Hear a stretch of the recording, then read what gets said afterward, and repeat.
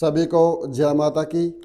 आइए आज हम तुला लगन के बारे में थोड़ी चर्चा करते हैं, थोड़े विचार विमर्श करते हैं। तुला लगन के बारे में थोड़ी थोड़ी जानकारी मैं आज आप सभी को देता हूँ।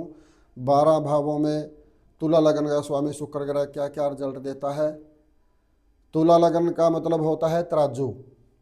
तुला लगन के जातक गोरा रंग होता है, हाइट कद इनकी अच्छी रहती है, बहुत बुद्धिजीवी होते हैं, शौकीन होते हैं, जैसे खाने पीने के घूमने फिरने के शौकीन होते हैं, और किसी भी बात को सोच समझकर बोलते हैं, आगे पेश करते हैं। उनको पता होता है कि हमने क्या बात बोली है और सामने से इस बात का क्या रिस्पॉन्स आएगा, क्या रिजल्ट रहेगा। तो थोड़ा थोड़ा आज मैं इसके बारे में आप सभी को समझाता हूँ। तुला लगन का स्वामी शुक्र होता है और शुक्र का 12 भावों में क्या परिणाम होता है, क्या रिजल्ट देता है। अगर तुला लगन का स्वामी शुक्र लगन के अंदर आता है, लगन में विराजमान रहता है,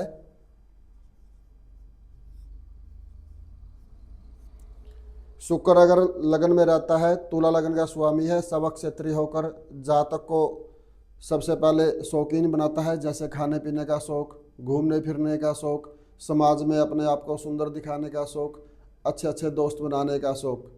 ये सारे शौक इस जातक के अंदर होते हैं। अच्छी बुद्धि इनकी होती है, अच्छी वाणी इनकी होती है, रंग रूप बहुत अच्छा रहता है इनका, बाल घुंघराले होते हैं और थोड़े थोड़े भूरापन के बाल इनके रहते हैं।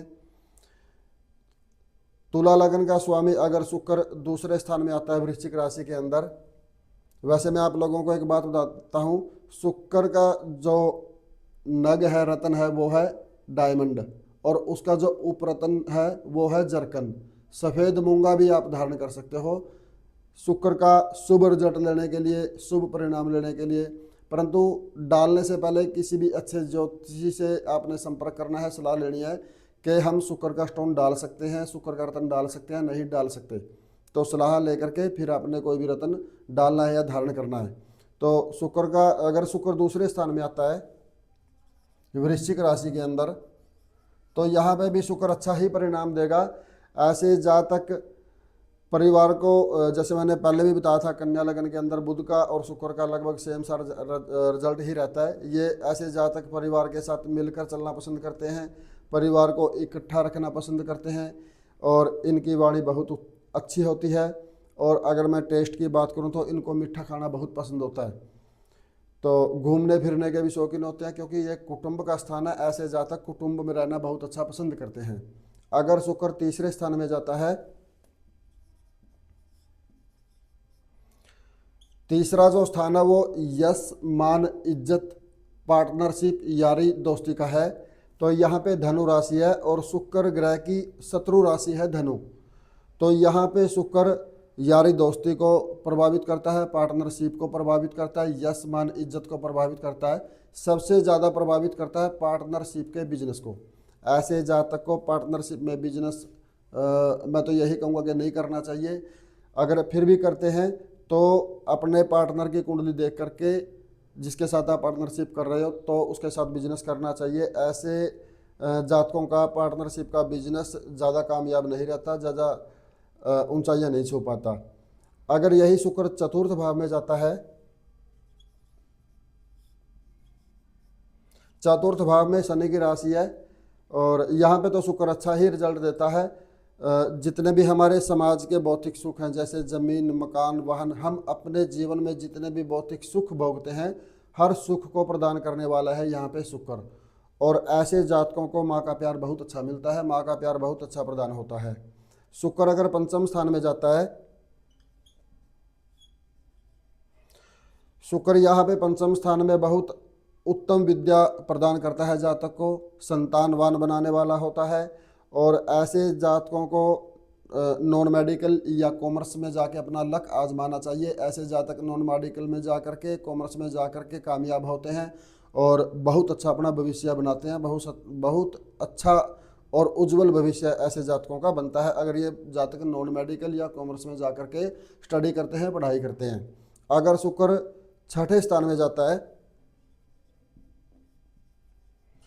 वैसे छठा, आठवां और 12वां, ये इन 12 स्थानों में थोड़े से वीक स्थान होते हैं।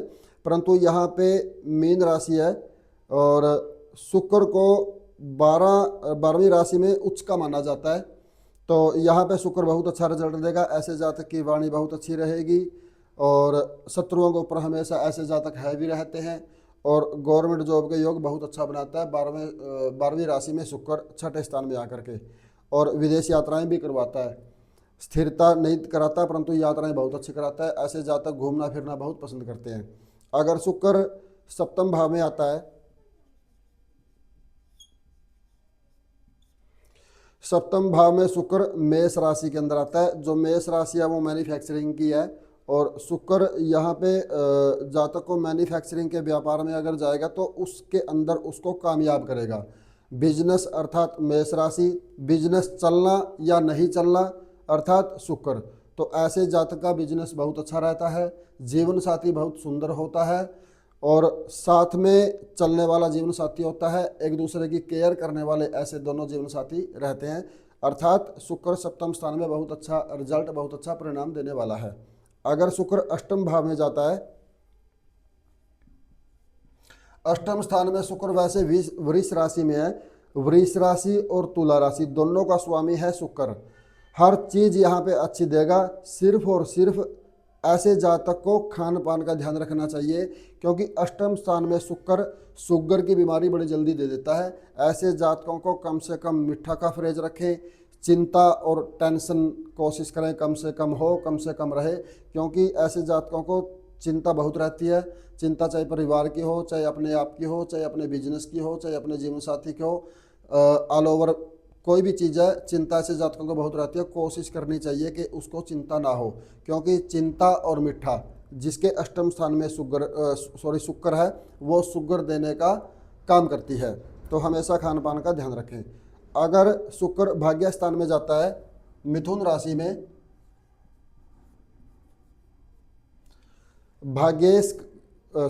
लग्नेश भाग्य स्थान में होना ये एक गॉड गिफ्ट योग इसको हम बोलते हैं। तो ऐसे जातकों का भाग्य लगभग 19 या 20 साल में ही उदय हो जाता है। और अगर यहाँ पे शुक्र 10 से ऊपर और 20-22 डिग्री तक है तो ऐसे जातकों का 100% भाग्य 19-20-21 साल की उम्र में ही हो जाता है। तो कहने का मेरा अर्थ ये है कि ऐसे जातक बहुत भाग्यवान होते हैं, अपने लिए भी अपने परिवार के लिए भी। अगर शुक्र कर्म स्थान में जाता है दसम स्थान में कर्क राशि के अंदर, तो ऐसे जातक भी अपने खुद के दम पर जीवन निर्वाह करने में सक्षम होते हैं। ऐसे जातक बिजनेस के अंदर, व्यापार के अंदर बहुत ज़्यादा कामयाब रहते हैं और किसी की भी मतलब ज़रूरत इनको नहीं रहती। अपनी कामयाबी अपने आप ढूंढ लेते हैं, बना लेते हैं। तो यहाँ पे भी शुक्र हमेशा अच्छा ही परिणाम देता है, अच्छा रिजल्ट देता है। साथ के साथ हमने शुक्र की डिग्री और ये देख लेना चाहिए कि किसी क्रूर ग्रह से इसका कोई संबंध तो नहीं है। तो फिर शुक्र यहाँ पे अच्छा ही परिणाम देता है, अच्छा ही रिजल्ट देता है। शुक्र अगर 11वें भाव में आता है, एकादश भाव में आता है, वैसे तो एकादश भाव में मैं हर लगन की कुंडली के अंदर बोलता हूँ, एकादश भाव के अंदर कोई भी ग्रह आए वो हमेशा अच्छा ही परिणाम देता है, अच्छा ही रिजल्ट देता है। और ऐसे जातक अपने बड़े भाई बहन के साथ मिलकर चलना पसंद करते हैं, बड़े भाई बहनों की बहुत अच्छी केयर करते हैं, उनका ध्यान रखते हैं और अपने बड़े भाई बहन को शादी के बाद भी उनको साथ लेके चलना पसंद करते हैं, उनका पूरा ध्यान रखते हैं। तो यहाँ पे भी शुक्र हमेशा अच्छा रिजल्ट देता है। अगर शुक्र 12वें स्थान में आता है, वैसे तो यहाँ पे इसकी नीच राशि है, फिर भी 12वें स्थान में शुक्र को उच्च का माना जाता है क्योंकि यहाँ पे कन्या राशि है। तो यहाँ पे भी जातक को खान पान का पूरा ध्यान रखना चाहिए। किसी भी एक मैं आपको बहुत बड़ी अच्छी बात बताता हूँ, बात जो विशेष ध्यान देने योग्य है। ऐसे जातक को किसी भी प्रकार के कलंक से बचना चाहिए क्योंकि ऐसे जातकों को बदनामी का बहुत डर रहता है। ऐसे जातकों की बदनामी बहुत जल्दी हो जाती है किसी भी औरत से संबंधित, और हमेशा बदनामी से ध्यान रखें। मेरे मन में बातें तो बहुत आई थी बोलने के लिए, पर मैं वीडियो में बोलना नहीं चाहता। आप समझदार हो, आप समझ जाओ। मेरा कहने का अर्थ ये है कि ऐसे जिसके 12वें स्थान में शुक्र है उनको खासकर बदनामी से बचना चाहिए, ध्यान रखना चाहिए। तो ये मैंने थोड़ा ही आपको तुला लग्न के बारे में और शुक्र के बारे में बताया, क्योंकि ज़्यादा मैं इसलिए भी नहीं बता पा रहा हूँ, वीडियो बहुत सारी लंबी हो जाएगी, तो थोड़ा थोड़ा ही मैंने आप सभी को बताया। अगर आप मेरे चैनल पर नए हैं तो मेरे चैनल को सब्सक्राइब करें, कमेंट करें, शेयर करें, लाइक करें। धन्यवाद। जय माता की।